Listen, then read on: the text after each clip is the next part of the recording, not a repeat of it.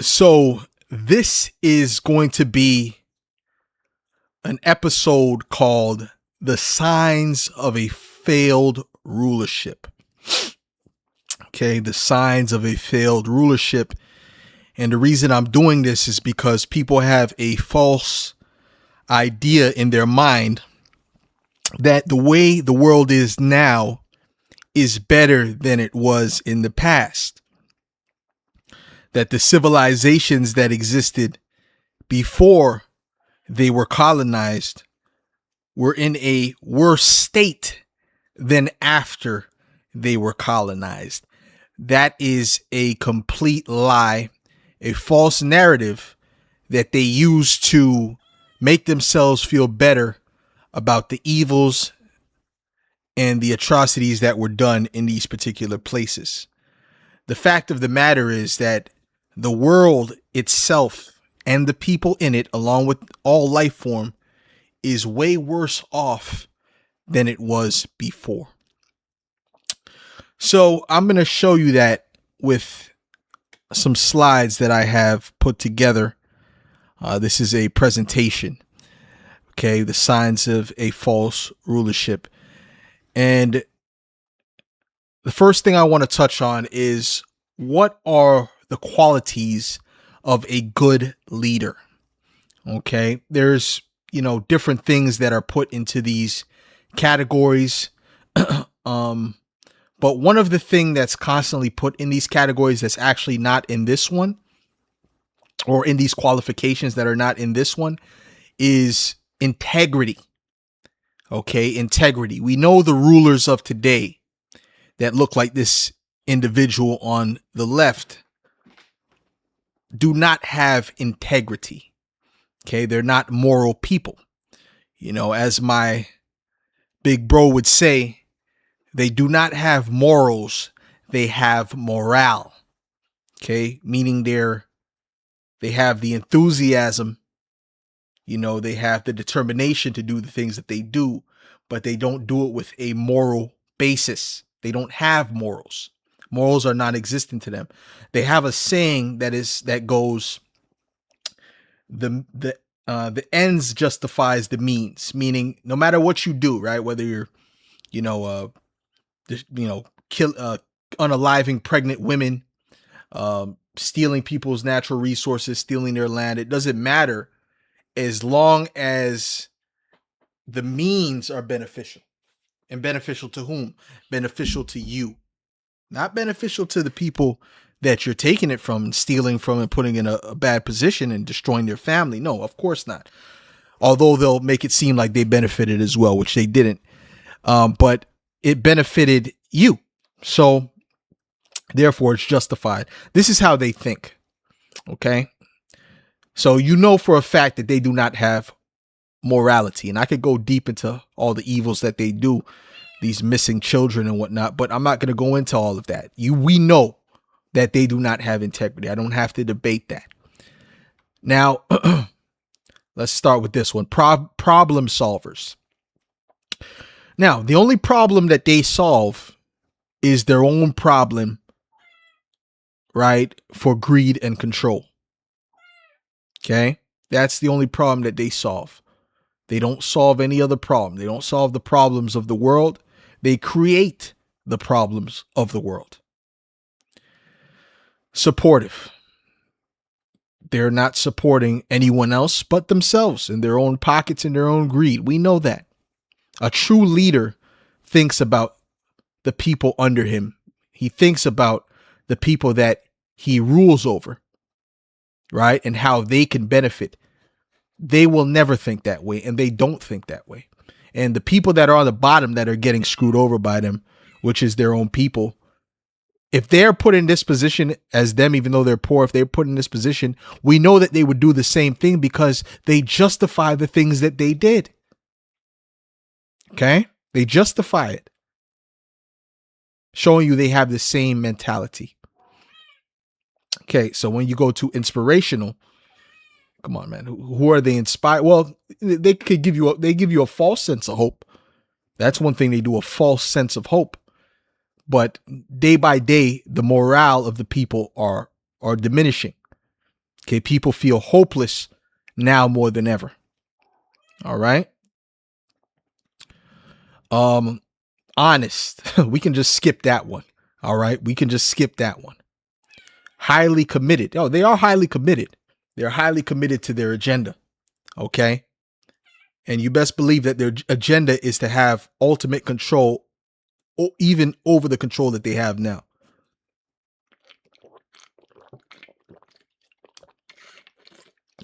Excuse me. Right? Their agenda is to have ultimate control, even over the control that they have at this present moment. Passionate. Yeah, they're passionate about the evil that they do. Okay. Reflective. See, when they call themselves philanthropists, that's just a title, right? You know that they're not actually helping people. Philanthropy actually means the love of people. Okay, the same people that's saying that they're philanthropists are injecting people with certain things that are experimental. But that's some love that I don't want to partake in, right? Right? They do that in these places like Africa and South America and places where people are poor and vulnerable, because that's who they prey upon, the vulnerable. Reflective, decisive. Yeah, they reflect on their evil and they go ahead and they do what they reflected on. Sure. Creative. Yeah, they're creative to do things that do not benefit the world but benefit them. Yes. Okay, which really they're following a formula that was passed down from generation to generation, to be honest. So we see the qualities of a leader, right? A good leader, and they don't have these qualities. And the qualities that they do have that are here are not for the benefit of the people, but for the benefit of themselves. Okay, so they do not fit the categories of being a good leader or ruling the society or creating a better society, like those guys that were debating Marquette. That is foolishness. Absolute lies. Absolute lies. And we're going to go into that. This is just the first slide. Okay. This is a quote from Bill Johnson. It says, "Corporate greed is killing America. And that's what we are battling at Boeing." Well, I would have to correct this and say corporate greed is killing the world. Okay, the whole planet Earth. Corporate greed is killing the whole planet Earth. That's the only correction that I have with this. Okay, I did that little series on the DuPont family and all the destruction that they've done. Literally everybody has forever chemicals in their blood because of that particular family. Okay, and all of their cohorts do the same thing. Have been poisoning you through different means. Monsanto, GMO foods, air pollution, so on and so forth. I mean, it's countless, and the plastic things they put in the toys for the children, the diapers, the formula. Okay, at every level, they do things that destroy the people. The sign of someone that is not qualified to be a leader. Period. So don't tell me they created a civilization or a good civilization, because what is a civilization? Well, we're going to go into that right now, because I like to throw around this word. Oh, so they weren't civilized. This is what the word civilization should mean. What is a civilization? Because there was always civilizations. Okay, it says, what is a civilization? Civilization, a society organized around a centralized government, right? A means of food production, a system of writing, art, architecture, and job specialization. Every civilization had that. When they came over here to this side of the world, the Native Americans had that. The indigenous people of South America had that. The people of West Africa had that. The people of Ethiopia had that. The people of the Tongans had that. Everyone has this, and this is the true definition of civilization. But as you can see here, they're completely confused, or really they're confusing people on their definition of civilization, right? Because one of their justifications for unaliving multitudes of people, well, they weren't civilized, whatever the hell that means, okay? Because they'll just justify any evil that they do. This is why you cannot reason with them, right? It says civilization, it says, is a complex society with 5 characteristics. Well, why does it have to be complex? Advanced cities. What does that mean? Because the reason I say what does that mean is because 15 years from now, this would not be, what we see today in Dubai would not be considered advanced necessarily, especially if the technology has went further, right? Now, does that give, let's say if they came, a city is more advanced than, let's say, Dubai, does that give them the right to go in there and destroy all of them? Oh, well, they're not civilized enough. They're not advanced enough. So we just, sent them to the upper room and stole everything that they had. See, this is the saying that they have. The ends justifies the means. They do not have morals. Okay. Specialized workers. Complex institutions. Why does it have to be complex? Record keeping and advanced technology. Right. So this is just somebody modifying what they want it to believe. It has to be a complex institute. Things don't have to be complicated. The justice system should not be complicated. Health should not be complicated. You see, when you go back into time, hey man, when you go into things of the old, they had a lot of knowledge, a lot more knowledge than the people of today, and they simplified the knowledge. Okay, when you really understand something, you should be able to explain it in simple terms. When they explain things, they make sure to make it complicated. They make sure to use $5 words to lose you in the conversation, and it's unnecessary. Okay, someone who really wants somebody to understand something, they're going to explain it to them in simple terms. Right? And if you truly understand it, you should be able to explain it in simple terms. It says civilization. Now, this is what, the Webster definition is, or the Google definition is rather. It says the stage of humans, and it has multiple. The stage of human social and cultural development and organization that is considered most advanced. Like I said, so if it's only the most advanced that's considered a civilization, then 15 years, 20 years from now, well, really, if that's the case, China is way more civilized than America. And that means that China should have the right to do what they want, right? According to their logic, because China is more advanced than America. You see how that logic doesn't make any sense? The process by which a society or place reaches an advanced stage of social and cultural development and organization. Okay, that's another definition. The society, culture, and way of life of a particular area. This makes sense. Okay, excuse me. Let's go back. This makes sense. Okay, this is closer to this, which is much more simplified. A society organized around a centralized government, a means of food production, a system of writing, art, and architecture, and job specialization. This is what makes sense. All of this other stuff is to confuse you. Okay? So don't let them tell you, oh, we built a better civilization. No, you did not. The money system in itself is a fraud. It's backed by nothing. You're giving people paper notes to get things of true value. It's a debt-based system, which is why inflation continues to go up and up and up and up.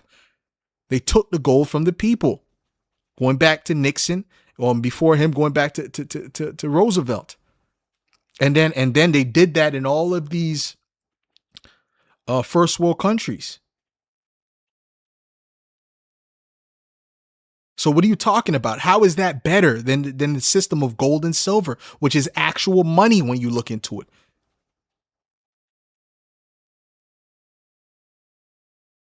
And they're on their way to give you something that truly has no value. It's not even physical. They want to go to straight up digital.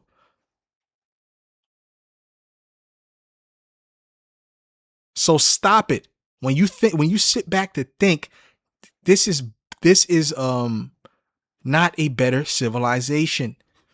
Okay, now let's look at the pollution around the world that was created through their leadership.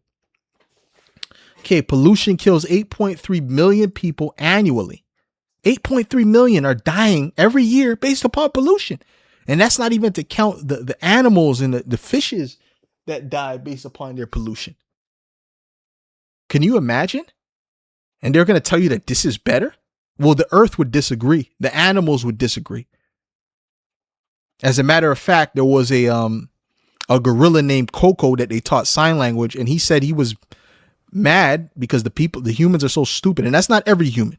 Okay. They didn't teach him about race, okay, and culture. Okay. He said that humans are stupid because they're destroying nature. He said, I am nature. Right? This is a gorilla that they taught how to speak sign language. So even the animals have enough sense to know that this is not right how they're ruling the world. Okay? So don't let these clowns tell you anything different. India is leading the charge, 2.33 million. China, 1.87, right? Nigeria, 279,000, right? It's the estimated number of premature pollution related deaths per year, right? And you have to understand something. The United States is here at 196,930, right? And this is subjective because you really can't fully calculate how much people actually die from with this being a cause of early unaliving. But what you have to understand is that these people, okay, the West, right? You understand what I'm saying? And you know what I mean when I say the West? These people, they brought this to the world, specifically Britain. They brought this level of pollution. They spread it and forced it on the world.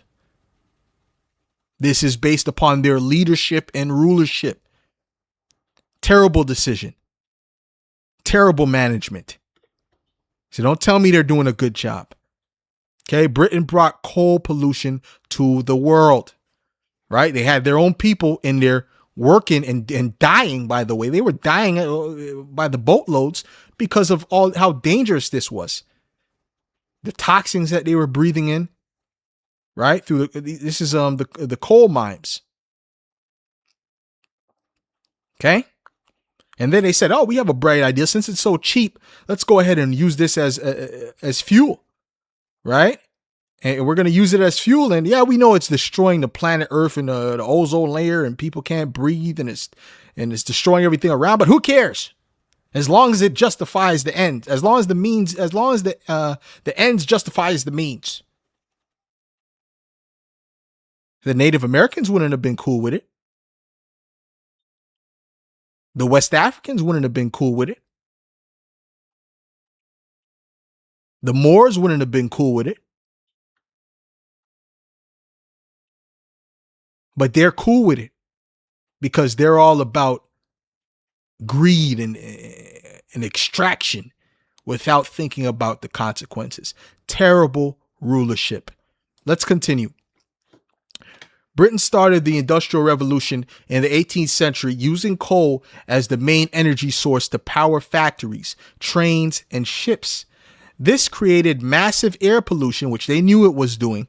They knew it was creating this pollution, and set the model for industrialization worldwide as other countries were forced into Britain's coal-based system. They were forced into it. That's why you see India so polluted. That's why you see Hong Kong so polluted. Global coal mining and burning spread leading to widespread pollution, deforestation, and the foundation of today's climate crisis. But the funny thing about it is they're at the forefront of trying to save the earth. They were at the forefront of destroying the earth, and then they want a star and a badge, and they want to take credit for trying to save the earth, but they don't want to take credit for destroying the earth. And don't say it's man that destroyed the earth. No, it was you. It was you based upon your leadership. So get it right. Why is the earth sick? Yeah, and the earth is definitely sick, man. You know, look at how much earthquakes are happening. Look how much hurricanes are happening. The earth is tired of this. Okay? It says Britain did force or pressure other countries to use coal and other polluting methods to serve its own economic interests, their own greed. That's all they're about, is greed. You know, they have you thinking that money is everything. That's why you have black people talking about, well, at least they getting paid, or at least they get in the bag, because they have adopted the mindset of the colonizer. During the colonial era, Britain controlled colonies, economies, directing them to extract raw materials like metals, cotton, and sugar using British-built coal-powered industries, exported industrial technology that relied on coal. Yeah, it was technology, but it was destructive, right? Just like all the technology that they build, they don't think about the consequences when they build these things. They just build it, right? Whatever can be mass produced, whatever they can make the most profit off of, making colonies dependent on it for railways, factories, and ships. And the thing is, hey, when you go back to other rulerships, they just asked for a a tribute. They just asked for a tax on those nations. They didn't go and control all their natural resources. These people are insatiable, man. They didn't say we got to have control all of your natural resources and the people can't benefit because we have to benefit. And if you got a problem with that, we'll take you out of power. These people are insatiable, bro. You have to understand this. Okay? And most people don't really understand the depths, and this is why I have to break it down like this. Imposed trade systems, where colonies had to supply resources and buy Britain's industrial goods, locking them into the same coal-based economy. The United States, this is from John Perkins. Like I told you, they go around the world and they control these people's natural resources and they force them to take loans. The United States spends over $8 billion conducting a war in Iraq, while the United Nations estimates that for less than half that amount, we could provide clean water, adequate diets, sanitations, services, and basic education to every person on the planet. And we wonder why terrorists attack us. And I'm not even going to address that, right? Because they might try to say, oh, you're trying to incite. No, I'm not trying to incite anything. All right.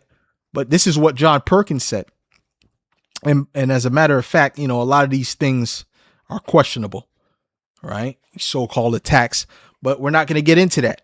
I'm going to play a video real quick about what John Perkins had to say about what they do around the world to these different countries.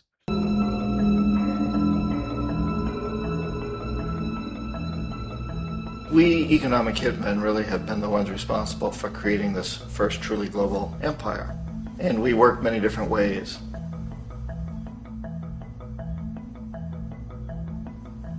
But perhaps the most common is that we will identify a country that has resources our corporations covet, like oil, and then arrange a huge loan to that country from the World Bank or one of its sister organizations.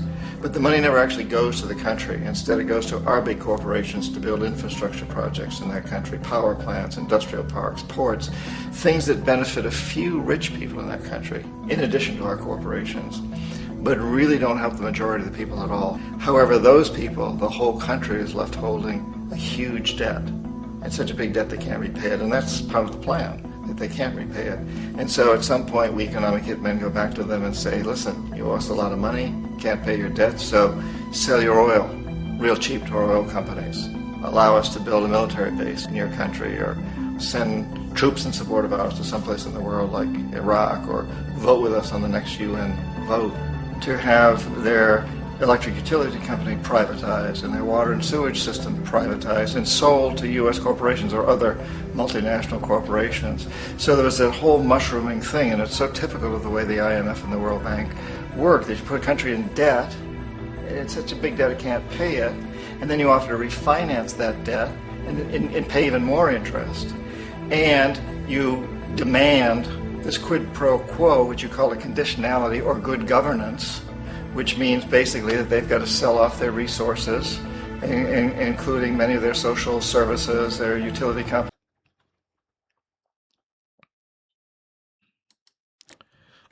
Now, when you look at the global pyramid of wealth, right? Look at this. Look at this. Would you look at this? Okay. The bottom 71% only have 3% of the world's wealth. 3%.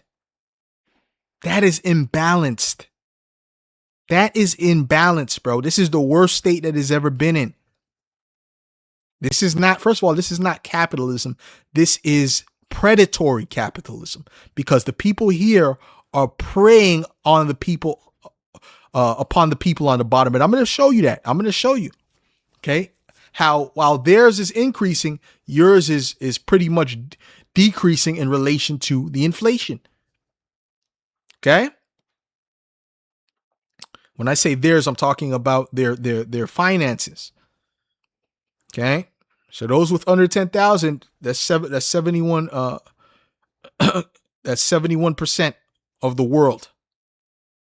The ones that at 10,000 to 100,000, and they, you know, whatever, you know, this can be 30, 40,000 for all we know. 100,000 is not even that much money.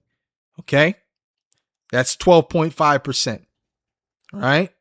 So I would put these people along with the rest of the poor, because you're still poor. 100,000, you're just like an upper middle class. And really, a million, around, a million is still upper middle class. Okay. It's still upper middle class in today's money. So this is where, poor to upper middle class right here.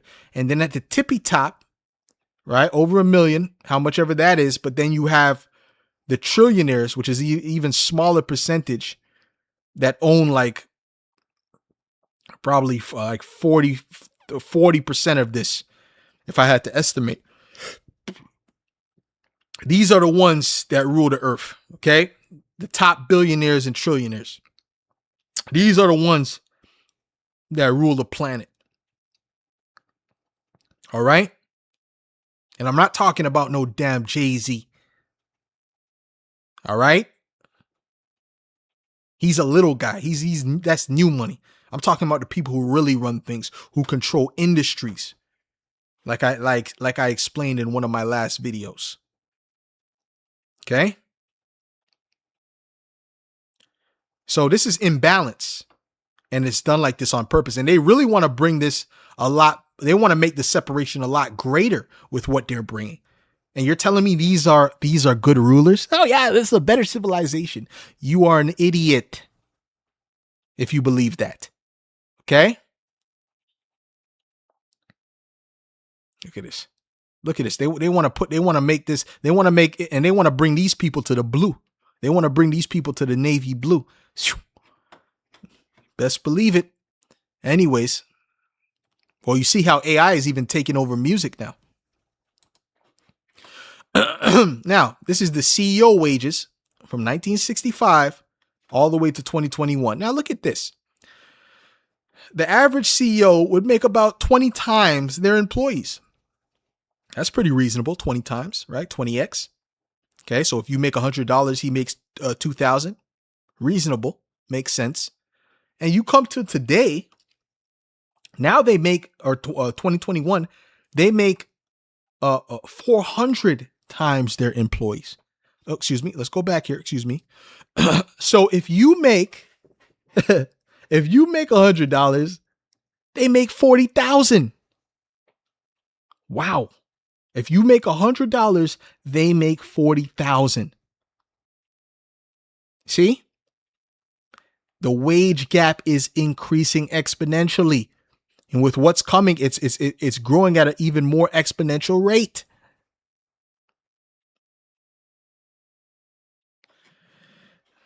Yeah, but this is a better civilization. No, it's not. It's terrible. Okay? And it says 7 reasons for better quality of life outside of the West. And when you go to these other countries, you start to learn that, they're way happier because they keep the traditional pillars of life. They keep the things that matter in life, right? Which is part of what? Culture. The West, these people, right? They do not keep, they do not have a good culture. Their culture is based upon consumerism and individualism. Okay. So this is 7 reasons for better quality of life outside of the West. Let's go into it. It says stronger community and family bonds. In many developing countries, people live in tight-knit communities where extended families stay close and social life is constant. Well, if you notice, if you live in the West, right, like I do, most neighbors barely even say hi to each other. Excuse me. Most neighbors barely even say hi to each other. Okay. Families are not even close. Okay. People who are blood related, right? People rely on each other for support, advice, and companionship. Right. In the West, individualism and isolation are more common. Many live alone, rarely see family, and experience deep loneliness. Human connection is one of the strongest predictors of happiness, often more so than income. Yeah, because we're social creatures. Okay? We're social creatures. Okay, have you ever seen the look on a grandparent's face when they see their grandchildren? Go look at those videos, man. Go look at those videos of grandparents. Yeah, so when they see their grandchildren and how happy they are and how happy the grandchildren are to see the grandparents. I mean, they light up. And even the children would say, I never even seen my mother or my father like this. Right? Those are the things that matter in life. Not a damn Ferrari. It says cultural emphasis on relationships over possessions. Very important. Poor societies often place higher value on relationships, faith, and simple pleasures instead of material wealth. Well, they put all that value on material wealth because they have adopted the mindset of the colonizer and the oppressor, which is what? The ends justifies the means. It's all about the ends. All about that money. Life satisfaction comes from shared meals, traditions, and spirituality, which they don't have. They have a pseudo spirituality. They act like they're Christians, but they don't do anything that that they claim a Christian is supposed to do. Their mindset is complete opposite. They're just hypocrites, man, at the end of the day. In contrast, Western societies often equate success with career, consumption, and status, which can lead to chronic dissatisfaction, hedonic treadmill effect. Yeah, they're never satisfied. Okay, it leads to that. The hedonic treadmill effect. They're insatiable, like I said earlier. It says closer connection to nature and daily life rhythms, which they don't have the connection to nature, man. The Native Americans did. We did. Okay. They don't. They destroyed the buffalo, man. They destroyed all. They hunt for fun. Okay. They don't hunt for food. They hunt for fun. And then they'll go around the world policing people.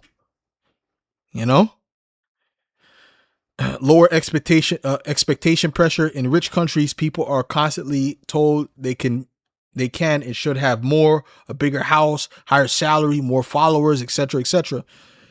This creates stress, competition, and feelings of failure when people don't measure up. And another thing, there's constant, subscriptions and this and that. You're constantly paying. There's constant payments in the society, and they really have brought that worldwide. And this is why people can't really relax. Even when you buy a printer now, you have to get a subscription to use the printer. Constant payments, and that's what keeps you poor. Okay. And that's why I said the basis of everyone should be able to have a land and a home. 90+% people should be able to have a land and a home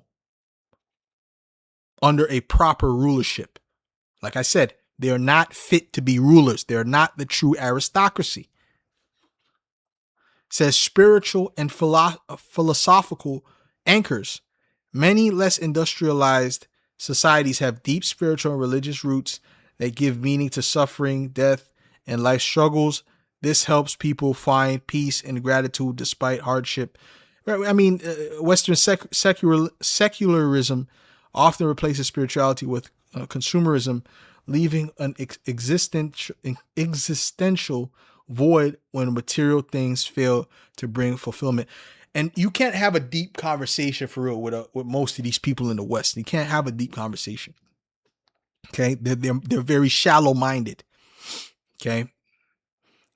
And that's how I look at that. Oh, excuse me. I'm sorry. I'm very sorry. I don't know what happened there. Let's bring it back. Bring it back to this one. It says money stops adding happiness after a point, which is true. You get to a certain level and money doesn't matter. Okay. That's why you have all these rich people that are flipping still miserable. Okay. So I can skip that one. Depression in the West reflects a crisis of meaning. High rates of depression, anxiety, and suicide in wealthy countries are symptoms of disconnect from others, nature, purpose, and even self. People may have comfort, safety, and entertainment. That's what you have. A lot of comfort, whatever, sense of safety, if you will, I guess, and entertainment. Okay. But lack belonging, identity, and meaning. And really you're never really safe. It's America's what they have the best military, but I mean, walking outside there, you don't know if you're going to get popped. Okay. So there's really no sense of true security, any safety anyway, because man can't bring you safety. A human being cannot bring you safety like that. Okay. So anyways, what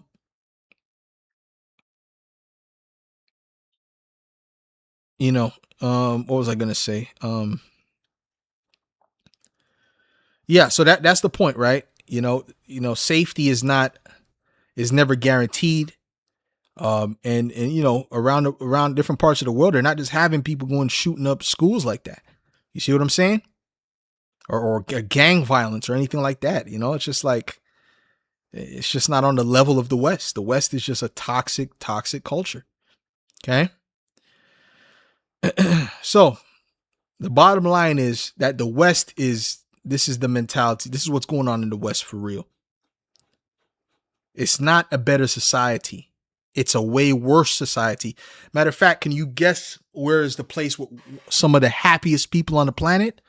Costa Rica, man. Costa Rica is a very poor country, but they have some of the most happy people on the planet because of their culture. But if you let them tell you, oh, they're primitive and we have the right to destroy them and rule over them, so then they can have cell phones and corn and all the things that they should be able to have. And Uber Eats, they don't need all that shit. All of that stuff is destroying the people in the West right now because they didn't think about the long term. So anyways, the bottom line is this. It's not a better society. It's not the true civilization and all this nonsense that they tell you. Civilization has always been here, right? Going back to Egypt, going back to Babylon, going back to Mesopotamia. There's always been cultures, right? And those people that were the people that had those first cultures which were, by the way, much greater than these cultures, were people of color, were people with melanin, right? So don't let them tell you anything different. If you look up Babylon and how beautiful the kingdom of Babylon was, I mean, it was just known to be a beautiful, just a mesmerizing kingdom, and it was way better than this kingdom. The only thing this one has over that kingdom is that it's that it's military weapon. It's weaponry. Okay, it's weaponry. So that's the end of the slide. And with that, I hope that you got some understanding and that you learned some things today. All right. And I'll see you on the next episode.